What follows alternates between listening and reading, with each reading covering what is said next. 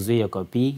J'ai fait ma formation d'ingénieur à l'école polytechnique d'Abomey-Calavi du Bénin et actuellement doctorat en 4e année de thèse dans la spécialité matériaux de construction. Ma thèse est réalisée en co-tutelle entre l'Université du Bénin et l'INSA de Rennes. Elle vient renforcer les relations partenariales avec les écoles supérieures et les universités du Bénin dans le domaine du génie civil et des matériaux de construction.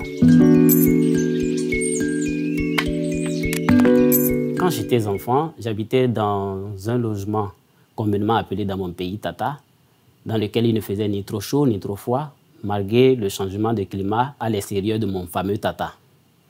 Plus tard, j'ai compris que c'est grâce aux matériaux utilisés, la terre crue, pour sa réalisation, que je bénéficiais de ce confort. En cette période de changement climatique, où il faut construire des bâtiments dans le strict respect des normes environnementales et l'économie des ressources, la terre crue est l'une des meilleures options pour la réalisation de l'habitat au vu de son faible coût et de sa disponibilité locale.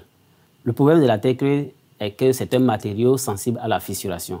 Mon Tata, par exemple, a présenté des fissures à long terme qui ont été préjudiciables à sa durée de vie. En effet, l'apparition des fissures a été la conséquence de la sensibilité de la terre crue aux infiltrations d'eau, au séchage et aux remontées capillaires durant leur durée de service dans les ouvrages en maçonnerie.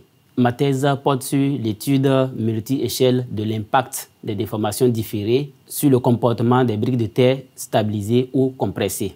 Dans ma thèse, je mène une étude complète allant de la sensibilité à la fissuration en adoptant une démarche multi-échelle allant des interactions entre les particules de terre et de ciment jusqu'aux déformations différées de l'élément structurel bloc de terre plus mortier. Via une étude expérimentale, j'ai étudié le comportement à long terme des blocs de terre comprimés sous sollicitation hydrique, c'est-à-dire les échanges d'humidité avec le milieu ambiant et sous sollicitation mécanique.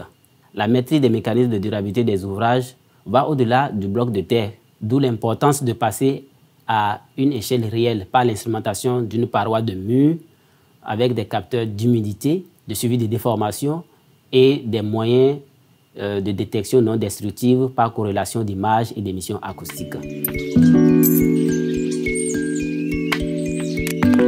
La limitation du risque de fissuration et la meilleure maîtrise des paramètres affectant la durabilité des ouvrages en briques de terre crue permettront aux ingénieurs de prendre des dispositions constructives afin de prolonger leur durée de vie, donc la qualité de vie.